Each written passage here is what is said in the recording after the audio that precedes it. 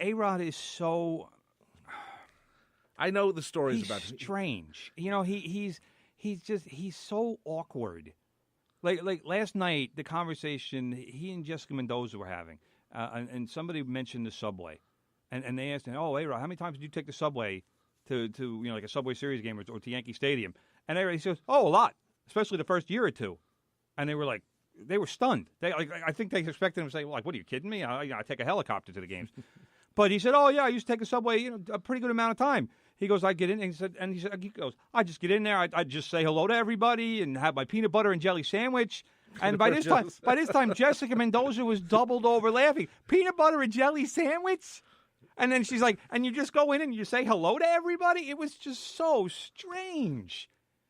What? You know, I mean, when I covered the Yankees, obviously I took the train up to the stadium because I lived in Manhattan. Tim Leonard didn't have limo service. I would take the 4 train or the 6 or the D train, one or the other, and that's how I got up there. Now I saw Chuck Knobloch on the 4 train a couple of times. Nobody said anything to him. He didn't say anything to anybody. Chuck Knobloch was kind of an antisocial person, though. I mean, that was kind of his personality. He had some. He had problems throwing the ball too. Well, yeah, but he was not a very sociable guy. And I'm not saying he hated people, but it was more that he had like maybe some anxiety issues, I think, and he didn't really want to deal with people. But I saw him a couple of times on there. Never saw him with a peanut butter sandwich.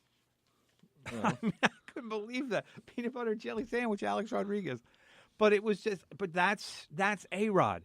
He knows the game. I don't have any problem with him. With him being on ESPN, he knows the game as well as anybody, and he loves the game. Right. I mean, there's that story that goes back when he visited Jeter down in Florida at Jeter's house or whatever, and he goes in and he's looking on the TV, he's clicking the channels, he's like, "Oh, where's the baseball package?" And Jeter's like, "I don't have that." He goes, "What, are you kidding?" I mean, he could not believe it. To him, the baseball package was like air. Yeah, yeah. And that was the difference between the two of them. One thing that I do miss, and this was on the Fox, I think it was on the Fox, when A-Rod and Pete Rose were together, before Pete Rose self-destructed again. Love Pete Rose. Pete Rose, say what you want about him. Say what you want about him. He's nuts. He's crazy. He's a gambler. He's whatever. But you know what? He knows a liar. He knows his baseball. Yeah, without a doubt. By the way, you wrote something about Lenny Dykstra online. Again, another liar. Why did you write that? Well, because he's a liar. But was there anything that came up, or his whole thing? They were supposed to go to court this week, or they went to court this week about the situation that he was in when the Uber driver alleges that Dykstra pulled a gun on him. The cops apparently haven't found a gun, but they did find cocaine, marijuana, and ecstasy on Lenny Dykstra. Who is now claiming that he was kidnapped by the Uber driver, who I think drove to a police station or something, and then fled the car because he thought Lenny Dykstra was going to kill him or something. This story is it's so ridiculous. It's incredibly ridiculous. Now Lenny Dykstra is claiming he feared for his life.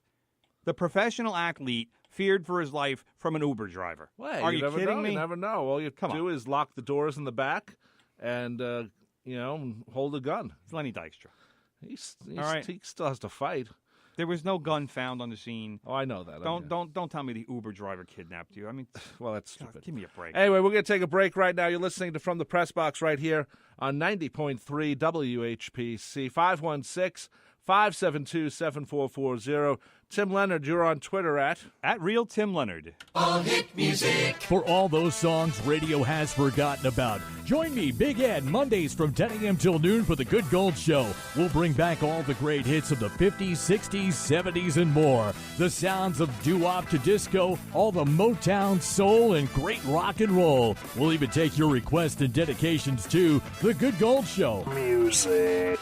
On the voice of Nassau Community College, 90.3 WHPC, and streaming on the iHeartRadio app. See, this is hi-fi, okay? High fidelity. You know what that means? That means this is the highest quality fidelity. Hi-fi. Those are two very important things to have in the stereo system. Join me, Kim Tracy, on High Fidelity for a mix of music with a focus on newer music and lesser-known artists every every Thursday at 2 p.m. on the voice of Nassau Community College 90.3 WHPC and streaming with the iHeartRadio and TuneIn apps. Hello, this is Uwe Riggers, host of the German Hit Parade. Tune in every Monday evening at 7 to hear many of the most popular German recording artists of the past 60 years. Hört euch die schönen Lieder an. During our 60-minute show, you will also hear about the latest events in the German-American community, and you will never know who may turn up live at our studios or at what event we may turn up live. So tune in every Monday evening at 7 for the German Hit Parade on the voice of Nassau Community College 90.3 WHBC.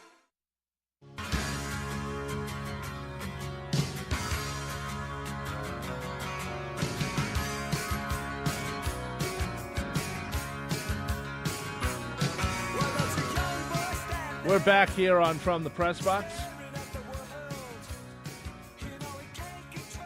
The World Cup starts this week, brother. Oh, yeah. I figured Timmy actually wanted to do a preview. It's going to be tough watching it. First of all, it's in Russia.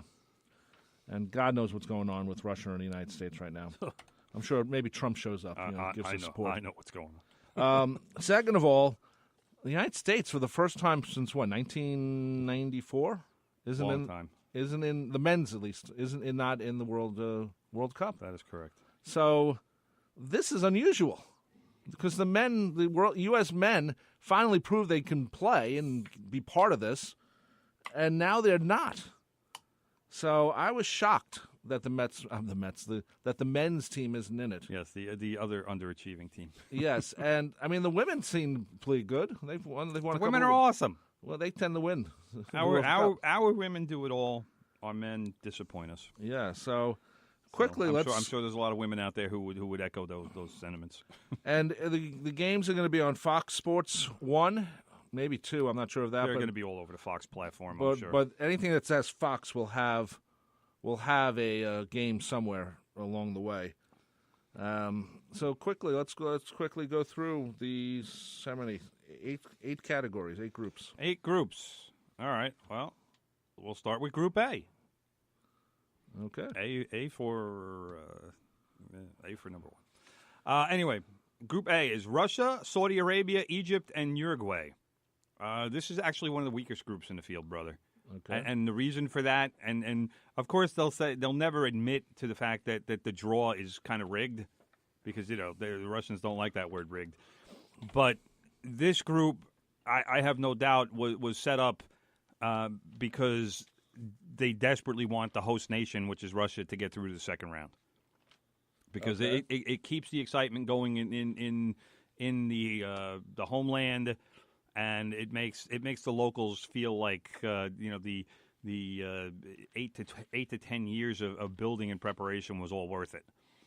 Now, technically, I think that first of all, I think Uruguay is a lock to go through. Okay. And Egypt could make it through, but that depends upon your boy Mohamed Salah. Oh, of course. Because he got hurt in the Champions League final. His shoulder was they never really said exactly what was wrong with it. Is there like a point system for this? Yes. Yeah, how's that all working? 3 points for a win. Right. And 1 point for a draw. Right. And no points, obviously, for a loss. And anything for goals or anything? If the goal differential would be a tiebreaker if need be. Okay. So if a team's finished with the same number of points, then the goal differential decides. So you think Russia's going to go to the second? I think if Salah is healthy, I think Egypt could be the second team out of that group. That's going to be a very important game, Russia versus Egypt. So 2 teams can come out of each one? Two teams will come out of each group. That's how it works. The top 2 teams in each group go through to the next round, the round of 16. Then 8, 4. Right, exactly. So, like I said, if Salah is healthy, Egypt has a good chance. And obviously that Egypt-Russia game would be an important game in that group. Saudi Arabia, sorry, but no chance. Group B, we have Portugal, Spain, Morocco, Iran. Portugal, Cristiano Ronaldo, everybody knows him. Spain still has one of the best teams in the world. Those 2 teams are going through. Morocco, Iran, sorry, no chance. Iran. Let's hope when Iran gets back to the country that the players don't get tortured, because that actually has happened before. Well, Portugal and Spain are right next to each other, so that's going to be a pretty big. Well, it'll be a big game, but that's going to be the only game of importance in this group is going to be that Spain-Portugal, because whoever wins that game will finish in first place in the group. and in theory will have an easier game in the round of 16. Okay. Group C: France, Australia, Peru, and Denmark. This is actually one of the toughest groups in the World Cup. In fact, it might even be the toughest group. France should definitely go through. Australia, sorry, Socceroos, but you have no shot. Is that what they call people? The Socceroos. That's Australia's instead of nickname. kangaroos? I guess so. Yeah. Whatever. I personally like Denmark, and the main reason I like them is because they have my man Christian Eriksen from Tottenham playing for them. Of course. And he is going to be a huge part for that team to advance. Eriksen scored a lot in qualifying, and he doesn't score necessarily a lot for Tottenham. He's more the quarterback, that number 10 role, passing the ball. But he scores more when he's playing for Denmark. He's more aggressive and going to the goal. But that game, Peru versus Denmark, that game will more than likely decide which of those two teams makes it to the second round. France, like I said, France should be a lock. Group D: Argentina, Iceland, Croatia, and Nigeria. Argentina is the team of Lionel Messi, and this likely is his last World Cup. He's up in his early to mid-30s at this point, so more than likely, I can't imagine him playing another World Cup after this 4 years from now.